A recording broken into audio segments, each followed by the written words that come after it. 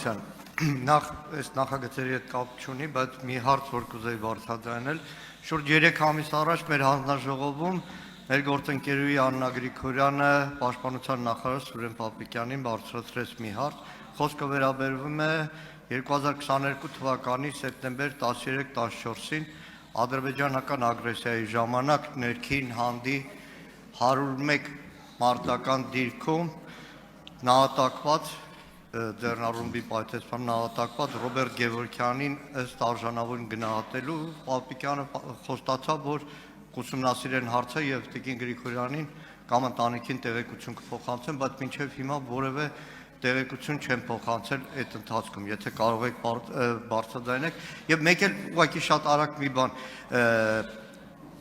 27-ից 37 տարեկանների, այսինքն 20 թվականի 44-օրյա պատերազմից հետո, 23 թվականի Արցախի հայաթափումից հետո Հայաստան տեղափոխված արցախցի երիտասարդները այն կարգավորումը, որ պարոն Սարգսյանը նախագծով կար քաղաքացիությունից հետո կամ ծառայում են կամ փողով էին ազատվում, իրենց վրա չի տարածվում։ Այսինքն իրենք ստանում են քաղաքացիություն եւ Շնորհակալություն։ Երկրորդ հարցի պատասխանը ձեր հարցում արդեն կար, բնականաբար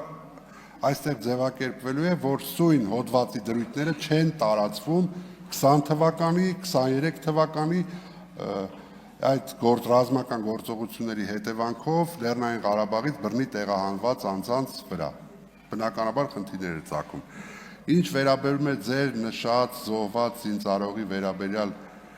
Տիկին Աննա Գրիգորյանի բարձրացրած հարցին, իրականում մենք իրականացրել ենք ուսումնասիրություն, ուսումնասիրել ենք նաև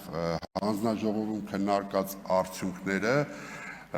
պարզվել է, որ տվյալ զինծառայողը արդեն իսկ ունի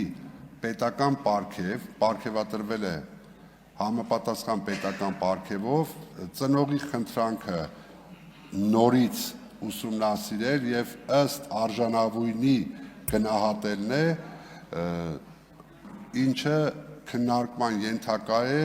որի մասին ես աշխատանքային կարգով լավ կլինի ձեզ տեղեկացնեմ, դուք Տիկին Աննա Գրիգորյանին տեղեկացնեք։ Պատասխան ունեմ ես,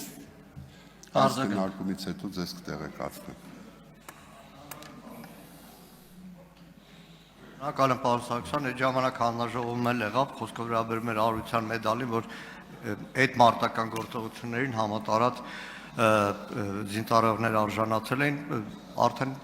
նիստից հետո հանձնաժողովում կխոսենք, բայց քանի որ կար ժամանակ ունեմ եւ խոսք բացվեց 2022 թվականի սեպտեմբեր 13-14-ի ռազմական գործողություններին,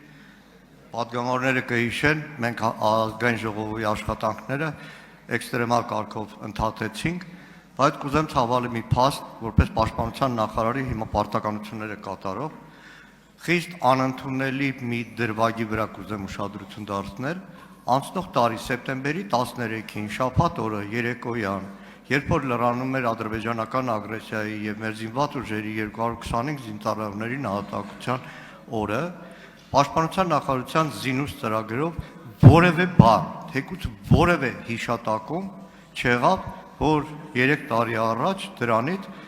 զինված ուժերի զինծառայողներ իրենց կյանքի գնով պաշտպանել են Հայաստանի Հանրապետության սահմանները։ Պարոն Մանուկյան, նախ ցանկանում եմ տեղեկացնել, որ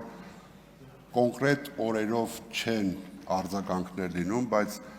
անընդհատ բարբերաբար զինուց ծրագրում անդրադարձնել լինում են մեր զոհված զինծառայողներին։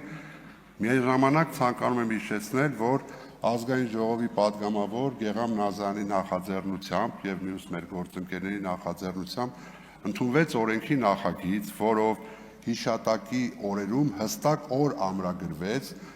եւ այդ օրը պետական մակարդակով անդրադարձ է կատարվում բոլոր ժամանակներում զոհված մեր զինծառայողներին եւ առանձին օրերով անդրադարձ չկատարվելու վերաբերյալ կարծում եմ, որ